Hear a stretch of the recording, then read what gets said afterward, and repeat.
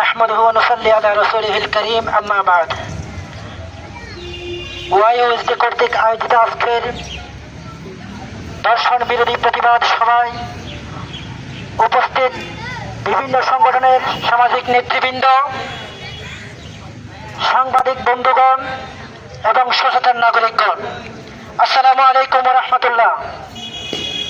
আমি সর্বপ্রথম ভুরুন আলু ছাত্র ফাউন্ডেশনের পক্ষ থেকে আপনাদেরকে জানাই আন্তরিক শুভেচ্ছা এবং অভিনন্দন। প্রিয় উপস্থিতি, আমরা আজকে এইখানে শুধু একটি ঘটনাকে উদ্দেশ্য করে আসিনি, আমরা এসেছি পুরো সমাজকে জাগরণ করতে। দর্শন শুধু একটি অপরাধ নয়, এটি একটি মানবতার বিরুদ্ধে যুদ্ধ।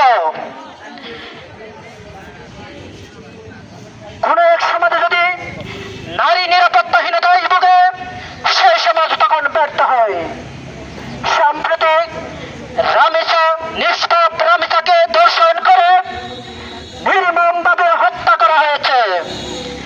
আজ সেই ঘটনাকে কেন্দ্র করে পুরো জাতিকে নাড়িয়ে দিয়েছে। প্রিয় উপস্থিতি, আমরা জানতে পেরেছি, দেখতে পেরেছি সেই দর্শককে আইন শৃঙ্খলা রক্ষাকারী বাহিনী গ্রেফতার করেছে। সেই সাথে সেই দর্শক তার দোষ স্বীকার করেছে। আমরা স্পষ্ট প্রতিবাদ চাই, আপনি শুধু গ্রেফতার করে ক্ষান্ত হবেন না, অতি দ্রুত সুস্থ এবং দৃষ্টান্তমূলক শাস্তির ব্যবস্থা করতে হবে। কারণ যদি ওনাকে শাস্তি দিতে না পারেন, তাহলে পরবর্তীতে আবার সেই ঘটনার পুনরাবৃত্তি ঘটবে। তাই আমরা প্রতিবাদ চাই, অতি দ্রুত দৃষ্টান্তমূলক শাস্তির ব্যবস্থা করুন। প্রিয় উপস্থিতি, আজকে এই তরুণ সমাজ নীরব নয়, আমরা অন্যায়ের বিরুদ্ধে আছি, থাকবো ইনশাআল্লাহ। আমরা এমন বাংলাদেশ চাই যে বাংলাদেশে ধর্ষণ, সহিংস অন্যায়ের বিরুদ্ধে একতাবদ্ধভাবে কাজ করতে পারি।